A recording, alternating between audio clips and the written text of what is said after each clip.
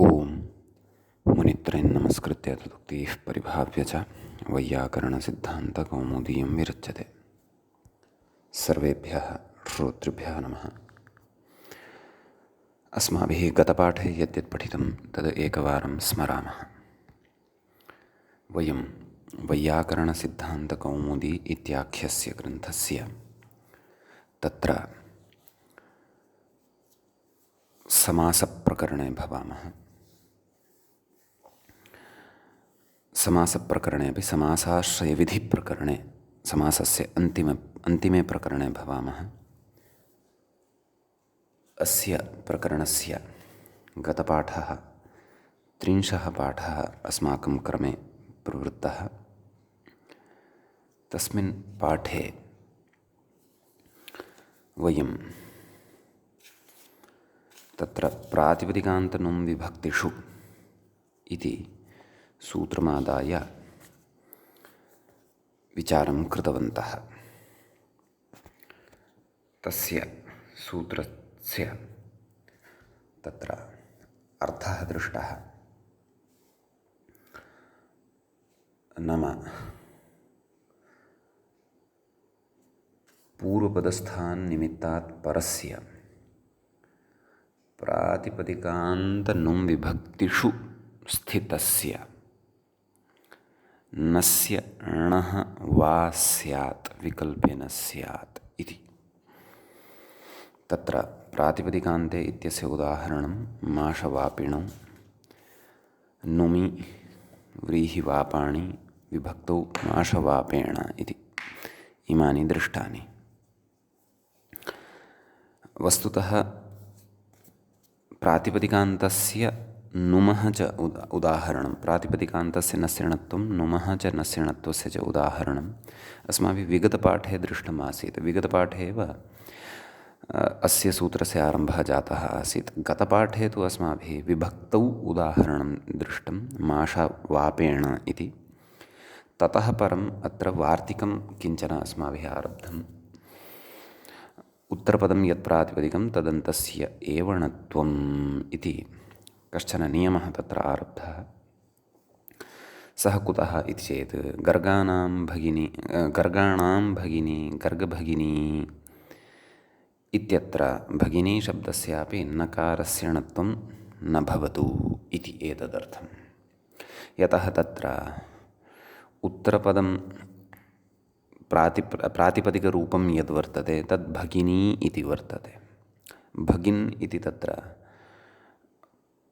उत्तरपदत्वेन प्रातिपदिकं नास्ति। उत्तरपदत्वेन प्रातिपदिकं तत्र भगिनी इत्येव अस्ति, भगिन् इति नास्ति। अतः तत्र णत्वं न भवति। यतः प्रातिपदिकस्य अन्ते नकारः न लभ्यते, तत्र अन्ते ईकारः लभ्यते इत्यतः।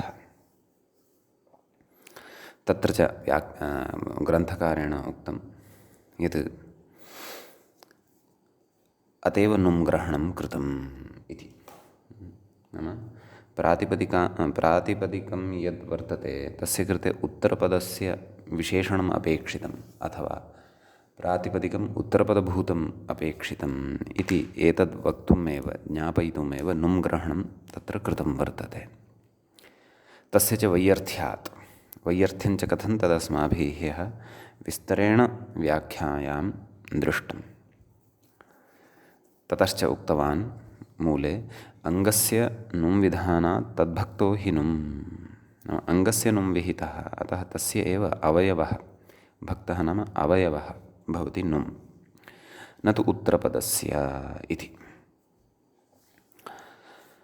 अपि च किञ्च प्रहिण्वन् इत्यादौ हिवेर्नुमः णत्वार्थमपि नुं ग्रहणं। नाम वस्तुतः यज्ञापकं पूर्वमुक्तं नुं ग्रहणं सः तु एकः पक्षः।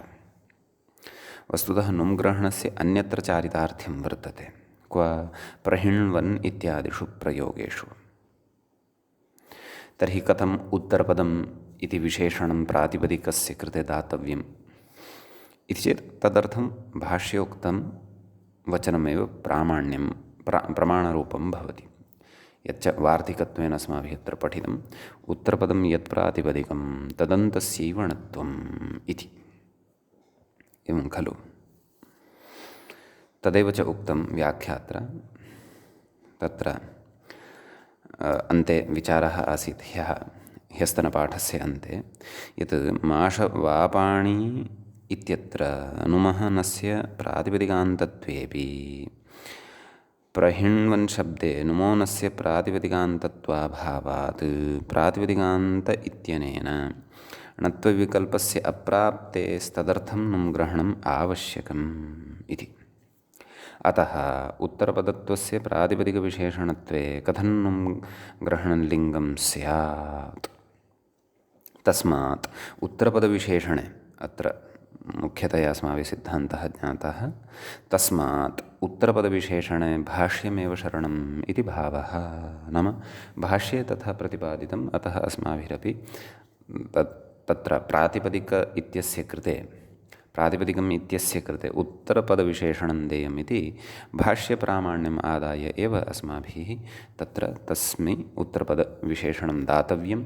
तेन च गर्गभगिनी इत्यादि प्रयोगाः रक्षणीयाः, तेषु णत्वं न भवतु, तत्रैव णत्वं कर्तव्यं। यत्र प्रातिपदिकं सत् तत् उत्तरपदत्वेन तिष्ठेत् इति एतावान् विचारः गतपाठे अस्माभिः कृतः। अधुना प्रकरणस्यास्य 31 पाठः आरब्धः भवति।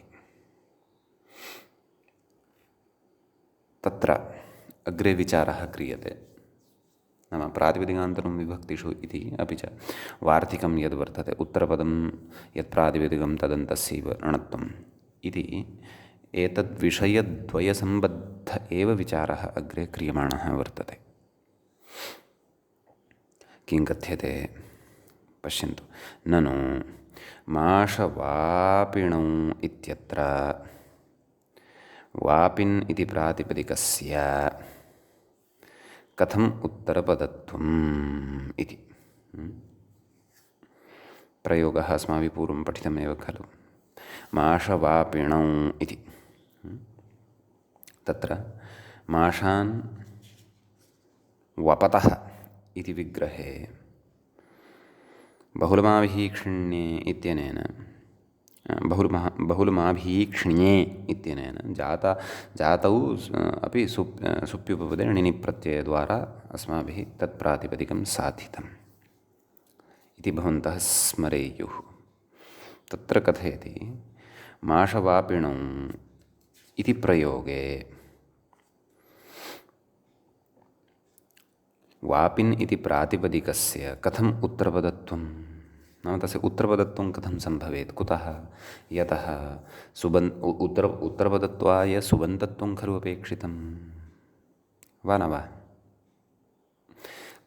सुबन्तत्वं कुतः न इति चेत् तत्र समासः यः वर्तते, कृत्सु समासविधानं यद्वर्तते तत्तु तदर्थं कश्चन नियमः अस्माभिः पठितः खलु।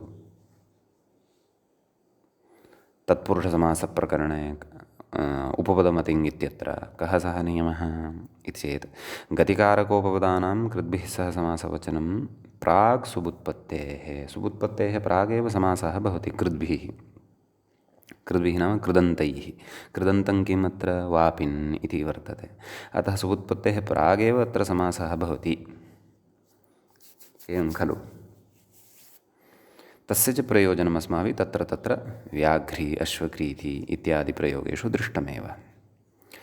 अतः प्रकृते तदेव कथयति इति सुबुत्पत्तेः प्रागेव समासप्रवृत्तेः इति चेत् न, नाम एतादृशी शङ्का यदि भवतः जाता वर्तते यद् माषवापिनौ इत्यत्र वापिन् इत्यस्य प्रातिपदिकस्य उत्तरपदत्वं नास्ति सुबन्तत्वाभावात् इति चेत् तत्र एवं ज्ञातव्यम्।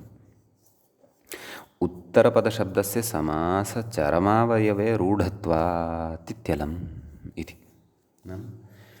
समासे उत्तरपदत्वेन किं परिगण्यते?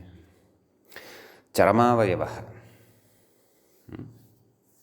नाम तत्समासस्य अन्तिमः अवयवः यः भवति,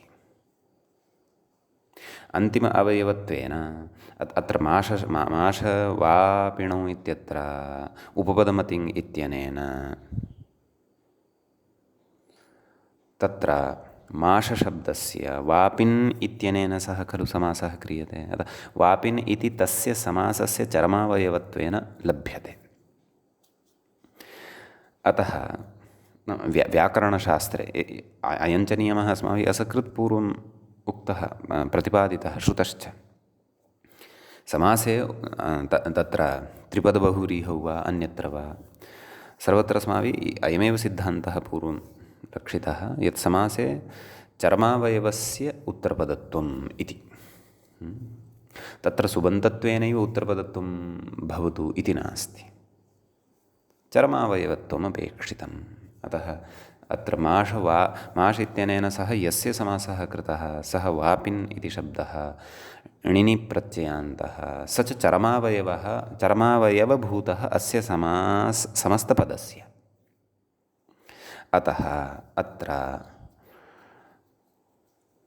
णत्वं निर्बाधं, नाम प्रातिपदिकं सत् तद् पदत्वम् उत्तरपदत्वमपि भजते, समासे चर्मावयवस्य एव पदत्व इति रूढत्वात् अथवा इति नियमत्वात्। अतः तस्य नकारस्य णत्वमपि निर्बाधं णत्वं भवितुम् अर्हति। अतः माषवापिणौ इति सिद्ध्यति इति। एवं किल। गर्गभगिनी इत्यत्र तु न तथा किल। कुतः? यतः भगिनी इति उत्तरपदत्वम् अस्ति, प्रातिपदिकत्वमपि तस्य वर्तते, परन्तु अन्ते नकारः नास्ति, अतः णत्वं न भवति। अन्ते तु तत्र ईकारः वर्तते इति व्यत्यासः। अतः उभयत्र सुष्ठु चिन्तनं विधाय कः व्यत्यासः, तं व्यत्यासञ्च पुरस्कृत्य अस्माभिः अत्र चिन्तनेषु प्रवर्तनीयम्। समीचीनम्। अस्तु। इत्यलं नाम एतावान् विचारः अत्र कृतः। अग्रे कश्चन विचारः इतोपि क्रियते, एतत् सम्बद्धः एव। ननु कथयति, ननु इवि व्याप्तौ इति कश्चन धातुः व्याप्त्यर्थे। इदित्वा नुम्, इदित् सः धातुः, अतः नुम् भवति। इदितो नुम् धातोः इत्यनेन का स्थितिः जायते? इन्व, इन्व वकारान्तता लभ्यते। ल्युट्, इन्व ल्युट्, ल्युटः यु इति अवशिष्यते। इन्व यु, यु स्थाने अनादेशः युवोरनाकौ इत्यनेन। अतः इन्व अन, इन्वन प्र इति पूर्वपदत्वेन अत्र स्वीक्रियते। तदेव कथयति प्रकृष्टम् इन्वनम् इति प्रादिसमासे, नाम प्रकृष्टम् इन्वनम् इति लौकिकविग्रहः, प्र इन्वन् सु इति अलौकिकविग्रहः, प्रादिसमासः, प्रातिपदिकसंज्ञा सुबुलुक् प्रेन्वन् गुणश्च प्रेन्वन् इत्यवस्थायाम् अत्रापि नुमो नकारस्य णत्वविकल्पः स्यात् खलु। प्रेन्वनम् इति, नाम प्रेन्वनम् इत्यपि रूपं स्यात्, प्रेणवनम् इत्यपि रूपं स्यात्। एवं खलु। कथं? यथा प्रहिण्वन् इति साधितं किल, साक्षात् तद्वत् प्रेण्वन् इत्यपि पक्षे रूपं स्यात्। एवं किल।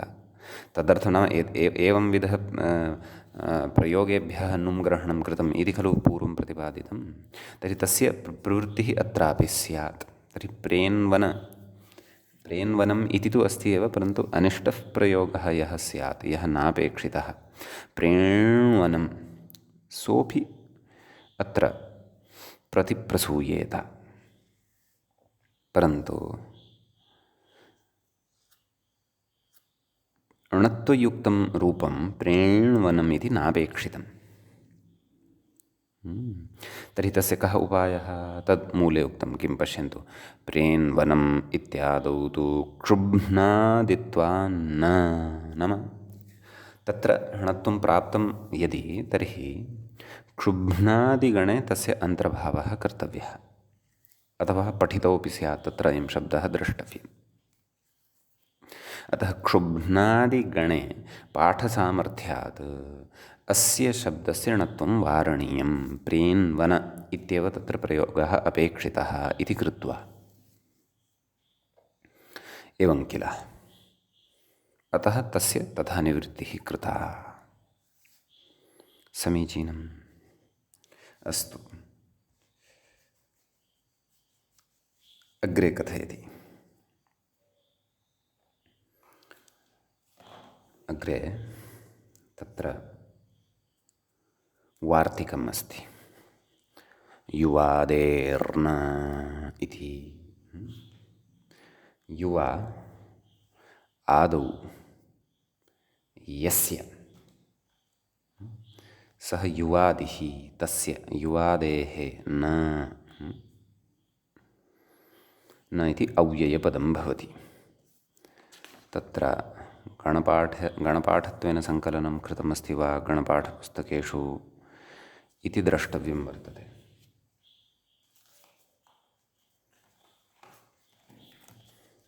एवं किल।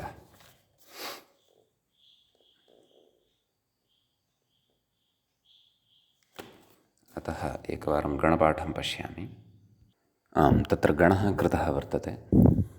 युवादिगणे केचन शब्दाः यथा युवन्, पक्व, अहन्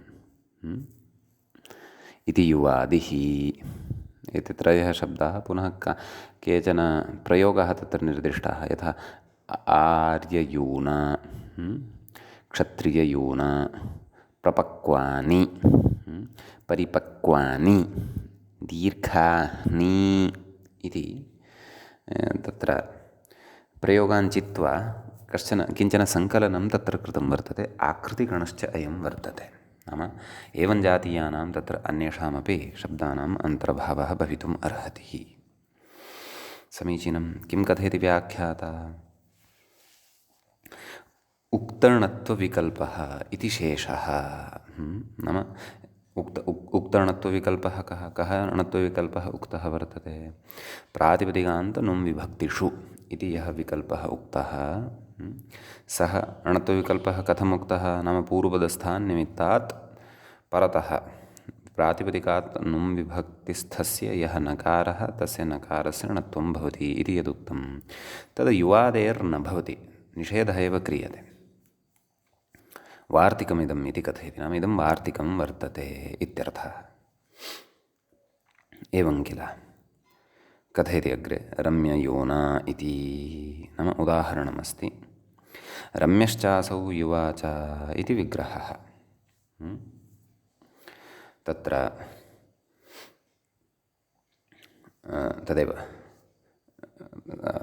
कर्मधारयसमासः, प्रातिपदिकसंज्ञा सुब्लुक्, रम्ययुवन् इत्यवस्थायां सुप्रत्ययः, रम्ययुवा युवन् सु। अत्र प्रातिपदिकस्य अन्ते वर्तते नकारः, अतः णत्वस्य प्राप्तिः भवति। एवं किल। रम्ययुवन् इत्यस्मात् सूत्रात् सुप्रत्ययः न टा प्रत्ययः आगमिष्यति। यतः तृतीयाविभक्तेः एकवचने प्रयोगः एषः, रम्ययून। प्रथमाविभक्तेः एकवचने तु युवा इति भवति, तत्र तु णत्वप्रसङ्गः एव नास्ति। एवं किल। अतः रम्ययुवन् आ श्वयुवमघो नाम तद्धिते इत्यनेन तत्र सम्प्रसारणादिकं विधाय तत्र युना इति रूपं सिद्ध्यति। तस्य च प्रक्रिया अस्माभिः शब्दाधिकारे पठिता एव। अतः अत्र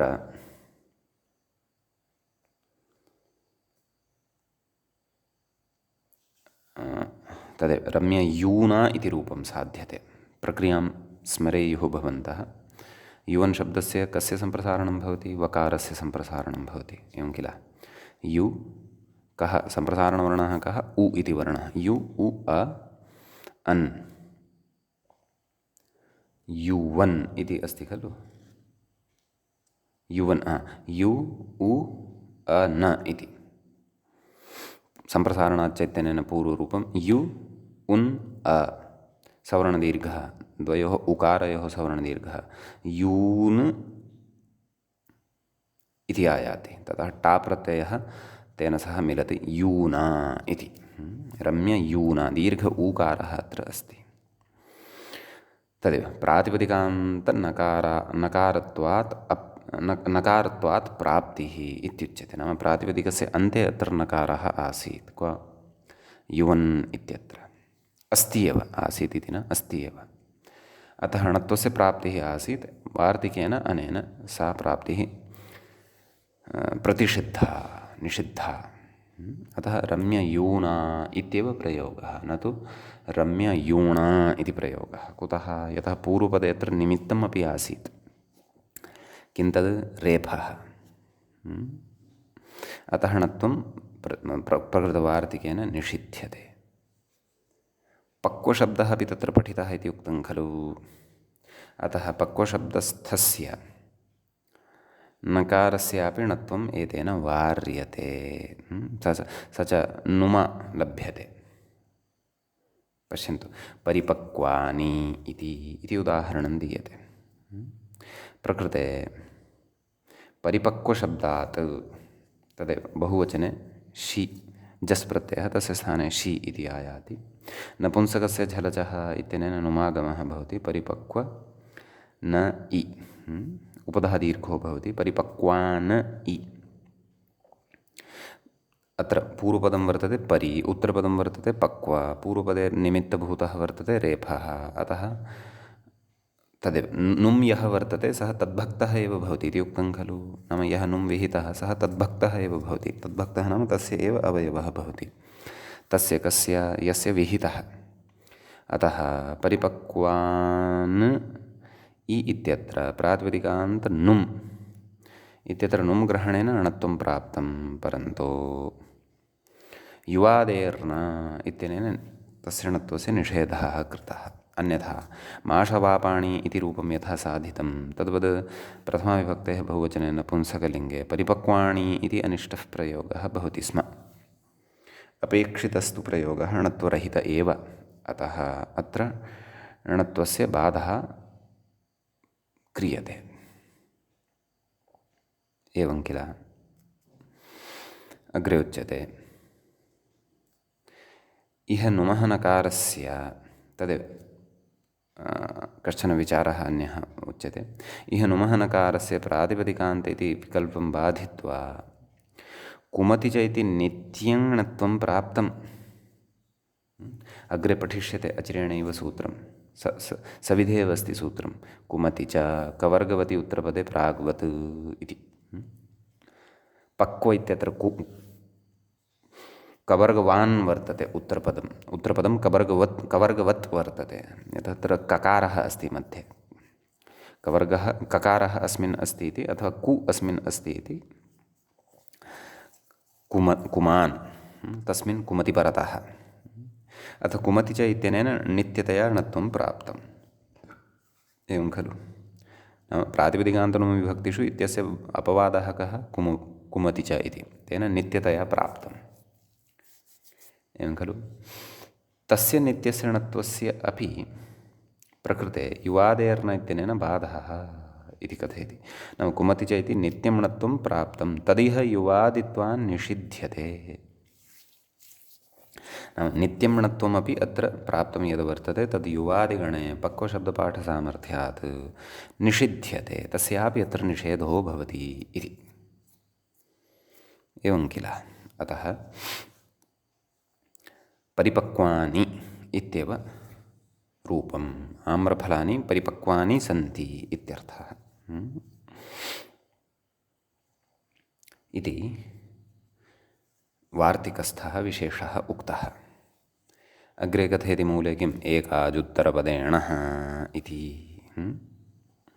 कथयति अग्रे। अजन्तस्त्रीलिङ्गे पुनर्भूशब्दनिरूपणावसरे पुनर्भूनिरूपणे व्याख्यातमपि प्रकरणानुरोधेन स्मर्यते इति। तर्हि अन्यानि सूत्राणि सर्वाणि कुतः न स्मर्यन्ते?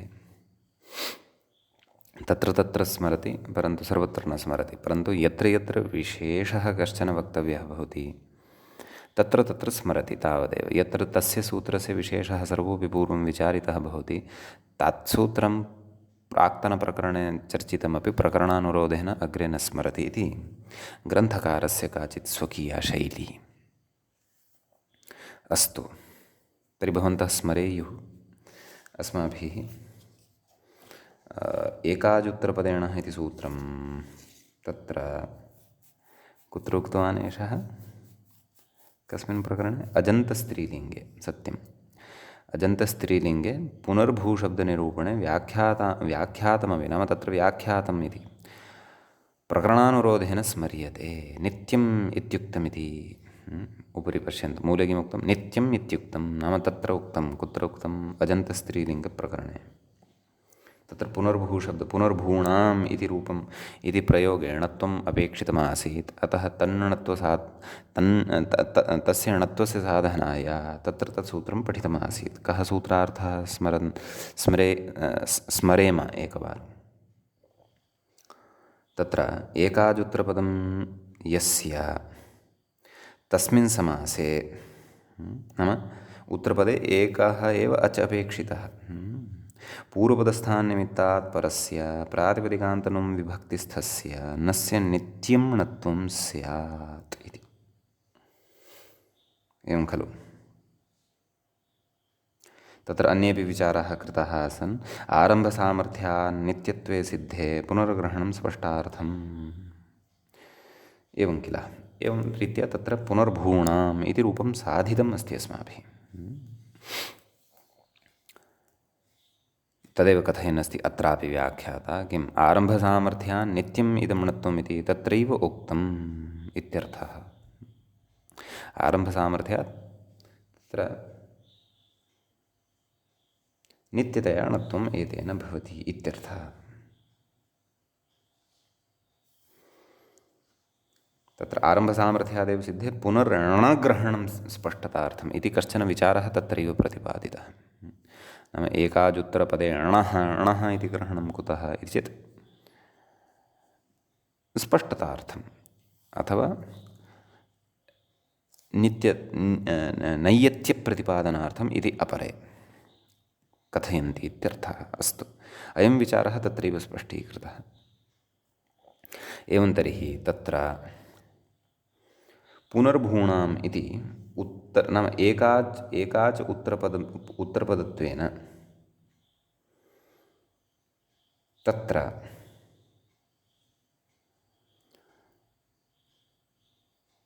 नाम प्रातिपदिकान्तत्वस्य उदाहरणं तु दृष्टम् अस्माभिः। किं? पुनर्भूणाम् इति। एवं किल? प्रातिपदिकान्तत्वस्य उदाहरणमासीत् वा तद्, अथवा विभक्तौ विद्यमानस्य उदाहरणं तदासीत् वा इति तच्चिन्तनीयं। कुतः? यतः पुनर्भूशब्दः किल, तत्र आम् प्रत्ययः, ततः नुडागमः विधीयते। एवं किल?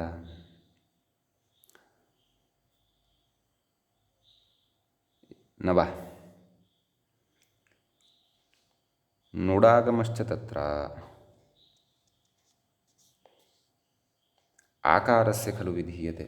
नाम आम् यः प्रत्ययः वर्तते तस्य आमः खलु विधीयते। ह्रस्वनद्यापो नुटु इति। एवं किल? ह्रस्वनद्यापो नुट् इति किं कथयति? ह्रस्वाद्यन्तात् परस्य आमः नुट् स्यात् इत्येव किल? ह्रस्वनद्यापो नुट्, ह्रस्वन्तात् नद्यन्तात् आवन्तात् च उत्तरस्य आमः नुडागमः स्यात्। तर्हि आमः नुडागमः तत्र कृतः। आम् तत्र कः वर्तते इति चेत् आम् तत्र विभक्तिः वर्तते। एवं वा न वा? आम् इति विभक्तिः यदि अस्ति तर्हि विभक्तिस्थस्य नस्य णत्वं भवति किल? सूत्रार्थः कथं? तत्र एकाजुत्तरपदं यस्य तस्मिन् समासे, नाम तादृशसमासे सति पूर्वपदस्थान्निमित्तात् परस्य प्रातिपदिकान्त नुं विभक्तिस्थस्य, तर्हि अत्र तु वयं नुडागमः यः कृतः सः तु आमः अवयवभूतः भवति, एवं वा न वा?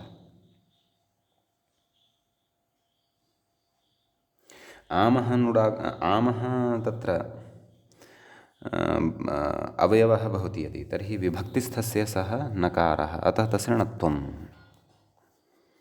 नाम विभक्तिस्थस्य नकारस्य, नाम एकाजुत्तरपदे विभक्तिस्थस्य नकारस्य णत्वं तत्र एकाजुत्तरपदेण इत्यस्य उदाहरणम् अस्माभिः पुनर्भूणां दृष्टम् इति अहं चिन्तयामि, समग्रं विवरणं दृष्ट्वा। अस्तु, अत्र अग्रे किं कथितं तत् पश्यामः। हरिमाणीति इति कथयति। ततः अपि पूर्वम् एकम् उदाहरणमुक्तं, वृत्रहणौ इति। तद्द्रष्टव्यम् अस्ति। तत्तु एतेन नोक्तं, वृत्रहणौ नाम टीकाकर्त्रा तद् उदाहरणं न व्याख्यातम्। अतः तत्र वृत्रं हतः, एवं किल? नाम वृत्रस्य हननं कुरुतः यौ तौ वृत्रहणौ इति। एवं किल? अतः प्रकृतेपि वृत्रं हतवान् अथवा वृत्रं हतवन्तौ इत्यस्मिन् अर्थे वृत्र इति शब्दपूर्वकत्वात् अथवा वृत्र इति उपपदत्वात् हन् इति धातोः क्विप् तस्य सर्वलोपः कृदन्तत्वात् तत्र आदौ समासः उपपदसमासः ततश्च प्रातिपदिकसंज्ञा सुबलुक् वृत्रहन् इति, वृत्रहन् औ इति प्रयोगः लभ्यते, एवं किल? तर्हि वृत्रहन् औ इत्यत्र वयं पश्यामः यत् प्रकृते उत्तरपदं यद् वर्तते तत्पदम् एकाच् अस्ति, सम्यक्। किञ्च प्रातिपदिकस्थञ्च वर्तते। तत्र नकारः यः वर्तते सः प्रातिपदिकस्थः वर्तते, प्रातिपदिके वर्तते सः नकारः। हन् इति प्रातिपदिकं तत्र सम्पन्नं वर्तते, कुतः? कृतप्रत्ययद्वारा। अतः प्रातिपदिकस्थस्य तस्य नकारस्य णकारः भवति। अतः वृत्रहण औ द्विवचने वृत्रहणौ इति प्रयोगः सिद्ध्यति। एवं तर्हि कुतः? यथा एकाजुत्तरपदे णः इत्यत्रापि तत्र प्रातिपदिकस्थस्य अपि च नुमः अपि च विभक्तौ विद्यमानस्य च तत्र उदाहरणानि तत्र अस्माभिः साध्यन्ते। पुनर्भूणाम् इति यत् साधितं तत्तु विभक्तौ विद्यमानस्य नकारस्य णत्वस्य उदाहरणम् इति अधुना अस्माभिः चिन्तितं। परन्तु अत्र वृत्रहणौ इति यद् उदाहरणं दत्तं वर्तते तत् पुनः अत्र क्रमशः उदाहरणानि दीयमानानि सन्ति अस्य सूत्रस्य। वृत्रहणौ इति एकाच् उत्तरपदं यद् वर्तते हन् इति तच्च प्रातिपदिकमपि, अतः तस्य प्रातिपदिकस्य नस्य णकारस्य उदाहरणं भवति। नाम एकाजुत्तरपदे इत्यत्रापि प्रातिपदिकान्तं यत् सम्बध्यते तस्य इदम् उदाहरणम्। अतः णत्वं भवति केन? एकाजुत्तरपदेणः इत्यनेन। किमर्थम् एतत् सूत्रम् इति चेत् तत्तु उक्तमेव, नित्यार्थं नाम नित्यतया तत्र णत्वं सिद्ध्येत इति एतदर्थम्। इदानीं प्रातिपदिकान्तस्य अन्यद् उदाहरणं वदति। किं? हरिमाणी इति। एवं खलु? प्रातिपदिकान्ते विद्यमानस्य नकारस्य णत्वस्य उदाहरणम् एकं किं? वृत्रहणौ इति, अपरं किं? हरिमाणी इति। तत्र व्याख्याता कथयन् अस्ति किं? मनेर्ण्यन्तात् क्विपि च। तत्र विग्रहः मूले दर्शितः कः? पश्यन्तु। हरिं मानयति इति क्विपि हरिमाणी इति रूपं भवति इत्यर्थः। मानयति नाम पूजयति इत्यर्थः। मान् धातुः अतः। तर्हि तत्र किमुच्यते? क्विप् प्रत्ययः कृतः। का स्थितिः? नाम विग्रहः कथं? हरिं मानयति इति विग्रहः। हरि मान् मानि इति णिजन्तः सः धातुः वस्तुतः मानि इति भवति। क्विप् क्विपः सर्वलोपः। णेरणिटि इत्यनेन मानि इत्यत्र विद्यमानस्य णिचः अपि लोपः। मन् इत्येव अवशिष्यते। निमित्तापाय नैमित्तिकस्याप्यपायः इति कृत्वा उपधः वृद्धेः अपि अपायः स्यात्। तथा वा न? तथा नास्ति। णेः एव लोपः भवति। यतः णेः लोपः तु वृद्धेः परं जायते। वृद्धिः आदौ कृता भवति। वृद्धेः परम् णेः लोपः केन? णेरणिटि इत्यनेन। अतः किम् अवशिष्यते? हरिमान इति अवशिष्यते। हरिमान इत्यवस्थायां तत्र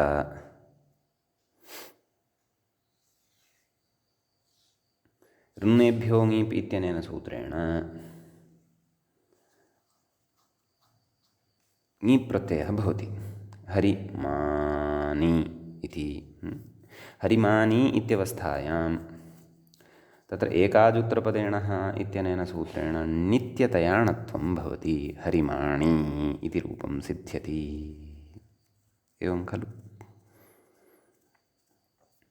अतः उत्तरपदं यत् प्रातिपदिकभूतं तस्य नकारस्य णत्वस्य इदम् उदाहरणम्। एवं किल? व्याख्यात्र उक्तं तत् पश्यन्तु। मनेर्ण्यन्तात् क्विप् चेति क्विपि गतिकारकोपदानां कृद्भिः सह समासवचनं प्राक् सुबुत्पत्तेः प्राक् समासः। प्राक् समासः नाम तदेव तत्र उपपदमदिङ् इत्यनेन सुबुत्पत्तेः प्रागेव समासः इत्यर्थः। नान्तत्वात् ङीप्। अत्र मान् इति प्रातिपदिकम् उत्तरपदं समीचीनं। तदन्तत्वात् नकारस्य णत्वविकल्पे प्राप्ते नित्यं णत्वं नाम नित्यतैव णत्वं भवति इत्यर्थः। एवं खलु? अतः एकाजुत्तरपदेन इत्यस्य प्रातिपदिकस्थस्य णकारस्य णत्वविधानस्य इदम् अपरम् उदाहरणं दत्तम्। एवं खलु? इदानीम् अग्रे कथयति मूले किं? नुमि अर्थात् उदाहरणं प्रस्तूयते इत्यर्थः। व्याख्याता कथयति उदाह्रियते इति शेषः। नाम एकाजुत्तरपदेन इत्यस्य नुमि उदाहरणं प्रदीयते इत्यर्थः। अतः तत्र उदाहरणं वर्तते क्षीरपाणी इति। तद् विशेषणं किमपि अध्याहार्यं। क्षीरपाणी कुलानि अथवा तदेव कृषीवलकुलानि इति यथा पूर्वम् अस्माभिः माषवापाणि इत्यस्य कृते विशेषणं दत्तं तद्वद् अत्रापि क्षीरपाणी इत्यस्यापि पदस्य कृते प्रसङ्गानुरोधेन उचितं विशेषणं किमपि दातुं शक्यते। नपुंसकलिङ्गे प्रथमाविभक्तेः बहुवचने अयं प्रयोगः इति तु स्पष्टता अस्ति एव अस्माकं। कथयति कर्मण्युपपदे पाधातोः आदोनुपसर्गे कः इति कः? एवं खलु? क्षीरं पिबन्ति इति विग्रहे क्षीर इति उपपदे पाधातोः कप् प्रत्ययः क्षीरपाक इति स्थितिः जायते। क इत्यस्य अ इति अवशिष्यते। आतो लोपिटि च इति आल्लोपः नाम पा इत्यत्र यः आकारः वर्तते तस्य आकारस्य लोपः भवति। क्षीर पु अ मेलनेन क्षीरप तद् कथयति अग्रे। क्षीरप शब्दात् जश्शसोः शिः नाम शी स्थाने नाम जस् प्रत्ययः भवति तस्य स्थाने शि इति तस्य सर्वनामस्थानकत्वं वर्तते इति कृत्वा अजन्तलक्षणो नुम् अर्थात् नपुंसकस्य झलचः इत्यनेन नुमागमः भवति। दीर्घः नाम उपधः दीर्घः। क्षीरपान इत्यवस्थायां तस्य नित्यं णत्वं नाम अत्रापि पश्यन्तु क्षीरपान इति यद् उत्तरपदत्वेन लब्धं वर्तते तस्य एकाच्त्वं वर्तते। अतः एकाजुत्तरपदेण इत्यनेन अत्र नुमः यः नकारः तस्य नित्यतया णत्वं भवति इत्यर्थः। अतः क्षीरपाणि इति क्षीरपं क्षीरपे क्षीरपाणि एवं रीत्या नपुंसकलिङ्गे तत्र अस्य रूपाणि भवन्ति, बहुवचने च णत्वं भवति इत्यर्थः। एवं किल।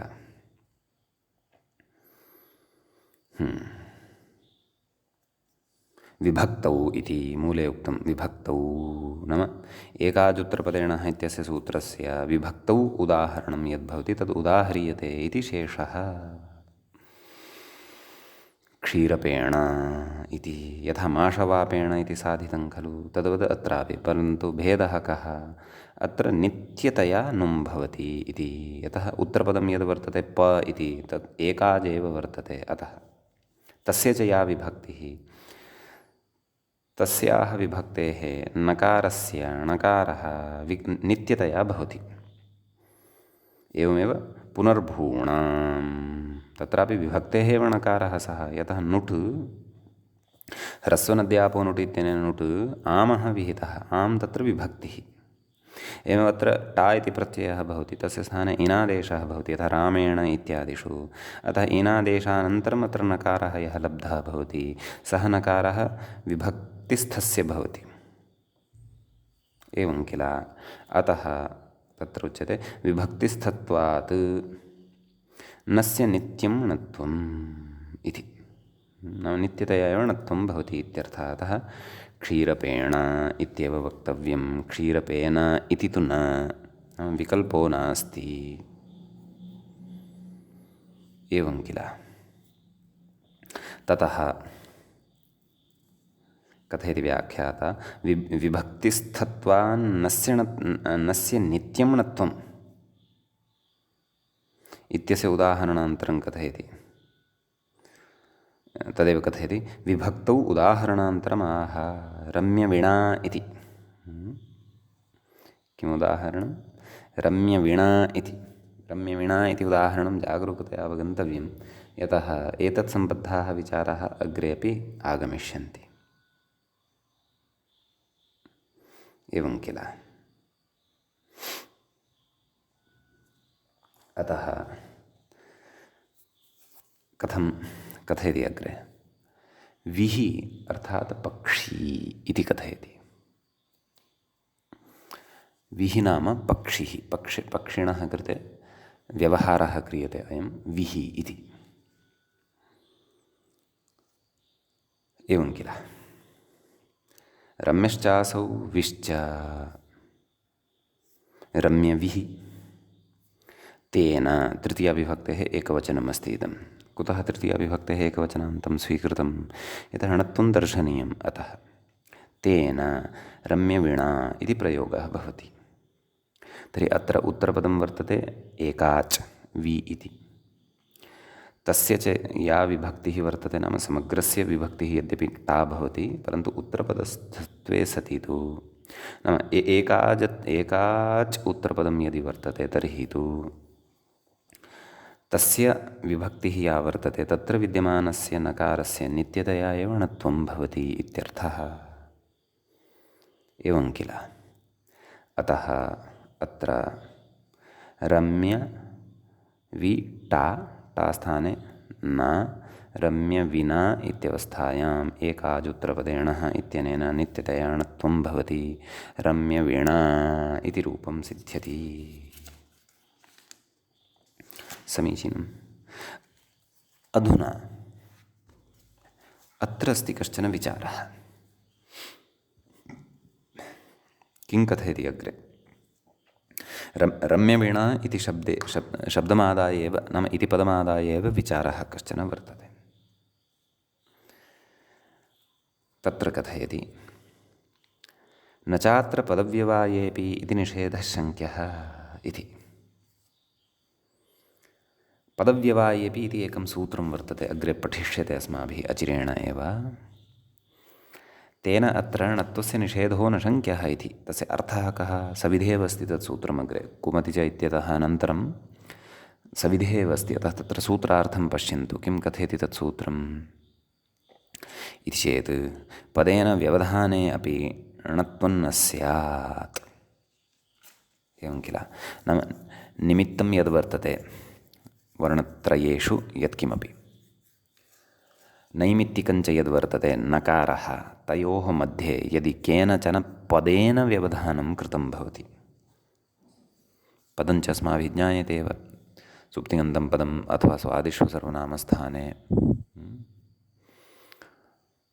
इत्यादि पदविधानानि यानि सन्ति एव, तर्हि अनयोः नाम रेफनकारयोः मध्ये अथवा षकारनकारयोः मध्ये अथवा ऋकारणकारयोः मध्ये यदि केनचन पदेन, समग्रेण पदेन एव यदि व्यवधानं कृतं भवति तर्हि नकारस्य णत्वं न भवति इति पठिष्यते अग्रे। परन्तु तस्य सूत्रस्य सामान्येन अर्थः ज्ञातव्यः एव। कुतः? यतः तत्र अस्माभिः यः विचारः अधुना क्रियते तत्र तस्य अपेक्षा वर्तते। अतः एवं किल? अधुना आगच्छन्तु कं पक्षम् उत्थापयति। नाम न च अत्र पदव्यवायेऽपि इति निषेधः शङ्क्यः। किमिह प्रत्ययलक्षणेन अन्तर्वर्तिनीं विभक्तिम् आश्रित्य सुप्तिङन्तं पदमिति पदत्वम् अभिमतम् उत तृतीयाविभक्तौ परतः स्वादिषु इति पदत्वं। नाम इदानीं पदव्यवायेऽपि इत्यनेन अत्र निषेधः कथं स्यात्? क्व? रम्यवीणा इत्यत्र यदि रम्य इत्यत्र विद्यमानः यः रेफः वीणा इत्यत्र विद्यमानश्च नकारः अनयोः मध्ये किञ्चन पदम् अस्ति इति यदि प्रतिपादितं स्यात् तर्हि तत्र पृच्छ्यते, नाम कथमत्र पदत्वं? तर्हि तत्र वदति किमिह प्रत्ययलक्षणेन अन्तर्वर्तिनीं विभक्तिम् आश्रित्य। अन्तर्वर्तिनी विभक्तिः नाम समासे या विभक्तिः लुप्ता। समासः कथं कृतः अस्माभिः? रम्यश्चासौ विश्च इति विग्रहः कृतः खलु। अलौकिकविग्रहः कथं? रम्य सु वि सु, एवं किल? तस्य प्रातिपदिकसंज्ञा सुब्लुक्, रम्य वि इति लब्धं। तदनन्तरम् अस्माभिः टा प्रत्ययः कृतः, तदनन्तरं तस्य न इन इति आदेशः। तर्हि समासे या विभक्तिः लुप्ता तां विभक्तिम् अत्र प्रत्ययलक्षणत्वेन आश्रयेम यदि, तर्हि वि इत्यस्य पदत्वं वर्तते। एवं खलु? रम्य वि टा इत्यवस्थायां वि इत्यस्मात् समासावस्थायां लुप्तः यः सुप्रत्ययः तं सुप्रत्ययम् आश्रित्य वि इत्यस्य पदत्वं वर्तते। टा स्थाने इनादेशोऽपि कृतः, एवं किल? तर्हि वि इत्यस्य पदत्वम् अस्ति यदि, तर्हि इदानीं टा स्थाने यः इनादेशः कृतः तत्र यः नकारः रम्य इत्यत्र च यः रेफः तयोः मध्ये वि इति पदेन व्यवधानं कृतम् अभवत् अथवा कृतं सम्पन्नं। तर्हि वि इति पदेन व्यवधानं पदं यदि मध्ये लब्धं तर्हि पदव्यवायेऽपि इत्यनेन सूत्रेण अत्र णत्वस्य निषेधः स्यात्। तथा चेत् रम्य विना इति अनिष्टः प्रयोगः स्यात्। अपेक्षितः रम्य वीणा इति प्रयोगः न स्यात्, वा न वा? अतः अत्र किं वक्तव्यमिति चेत्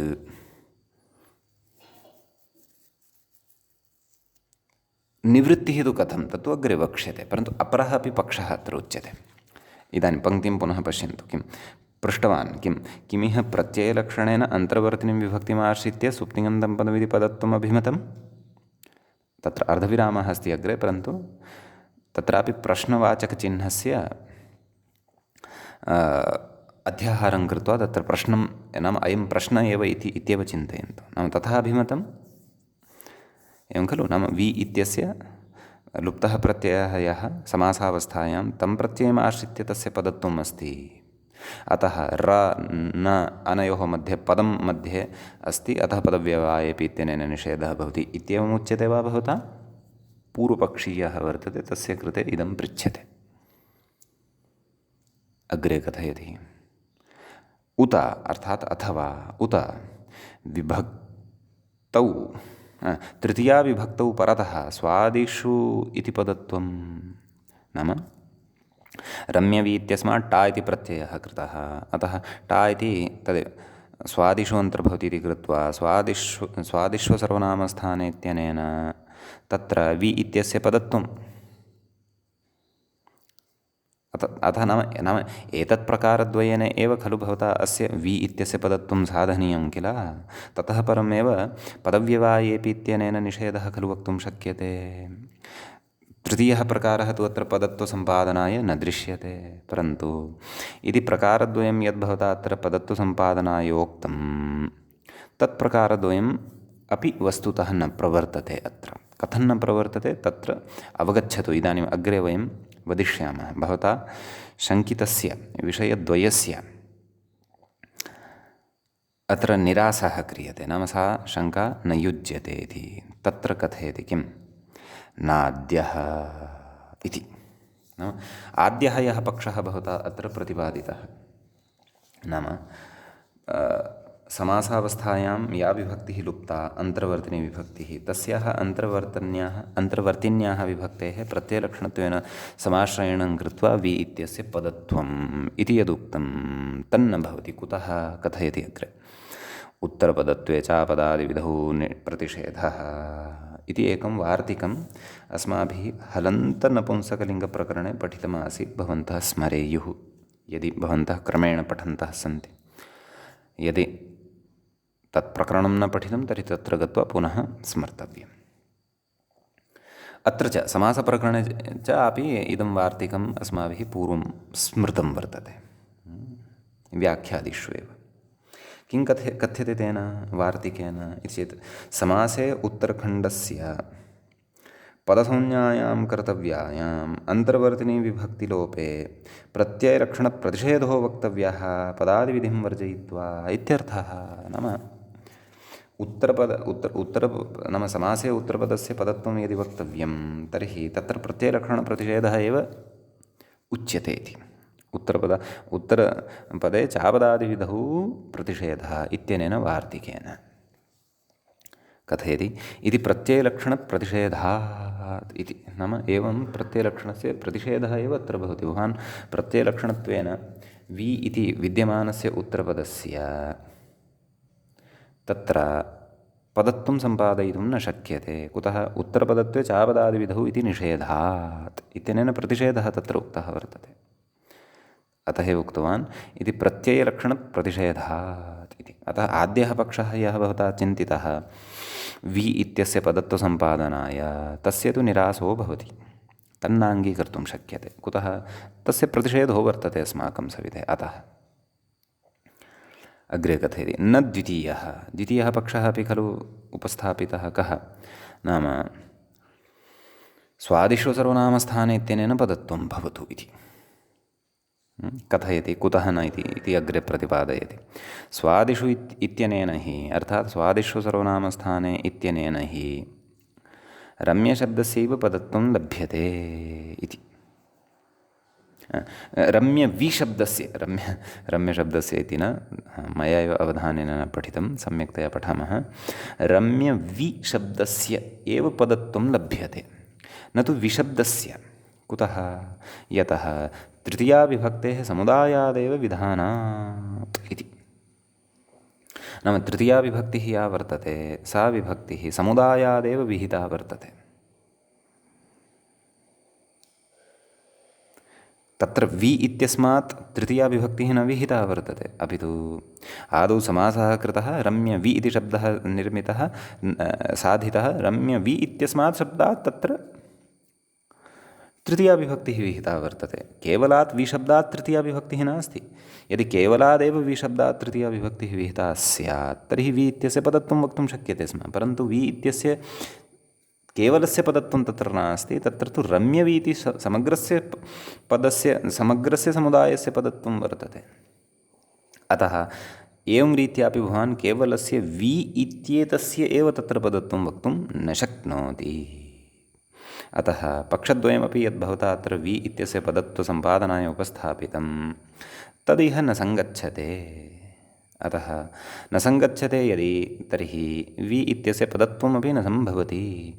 वि इत्यस्य पदत्वं न सम्भवति यदि तर्हि पदव्यवायेऽपि इत्यस्य प्रवृत्तिरपि अत्र न भवति इति। अतः अणत्वम् अत्र निर्बाधं केन एकाजुत्तरपदेण इत्यनेन। अतः रम्यवीणा इति प्रयोगः तृतीयायां सिद्ध्यत्येव इत्यर्थः। एवं किल। एवमत्र अस्माभिः विशेषः कश्चन ज्ञातः। अग्रिमाणां सूत्राणाम् अवगमने इदानीम् इतोपि अस्माकं साहाय्यं लप्स्यते। अस्तु, किं कथयति अग्रे? अत एव पुनर्भूणाम् इत्यत्र नामी भूशब्दमात्रस्य पदत्वाभावात् पदव्यवायेऽपि इति निषेधाभावात् णत्वम् इति प्राञ्चः। अतएव प्राचीनाः विद्वांसः अपि पुनर्भूणाम् इत्यत्रापि एतामेव युक्तिम् आश्रयन्ते खलु। पुनर्भूणाम् इति प्रयोगः यः अस्माभिः तत्र शब्दाधिकारे साधितः। नामी भूशब्दमात्रस्य पदत्वाभावात्, नाम नामी परतः भूशब्दः यः वर्तते तस्य पदत्वं नास्ति तत्र। अतः पदत्वं नास्ति, नाम पदत्वं कथं नास्ति? उक्तरीत्या, अधुनैव यद्व्याख्यानं कृतं तद्रीत्या। एवं किल। पदत्वाभावात् पदव्यवायेऽपि इति निषेधाभावात्, नाम तस्य निषेधस्य तत्र प्रवृत्तिरेव न जायते इति कृत्वा निषेधाभावान् णत्वम् इति प्राञ्चः। नाम अतः णत्वं निर्बाधं भवति केन? एकाजुत्तरपदेण इत्यनेन। एवं किल।